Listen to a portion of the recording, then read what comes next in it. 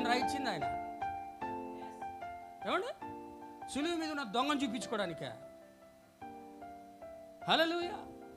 దేవుని యొక్క నామానికి మహిమ కలుగును గాక. కొంతమంది అంటారు, తండ్రి యొక్కయు కుమారుని యొక్కయు పరిశుద్ధాత్మ యొక్క నామములో బాప్తిసము అన్యులకి,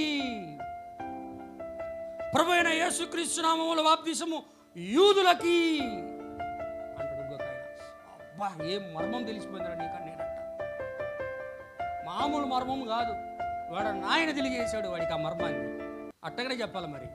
వాళ్ళ నాయనే చెప్పాడు ఆ మర్మాన్ని. వచ్చి షోలరి ఇది అన్యులకని చెప్పరా, ఇది యూదులకని చెప్పరా చెప్పుకుంటాడు. వాడి తలకాయ తగలయ్యా. వాడు ఏం డాక్టర్ చదివినాడు, గుడ్డి డాక్టర్. వాడు ఏం లేఖనాలు పరిశీలన చేసాడు, గుడ్డి పరిశీలన. హల్లెలూయా. దేవుని యొక్క నామానికి మహిమ కలుగును గాక. మీకు ఒక విషయం ఆశ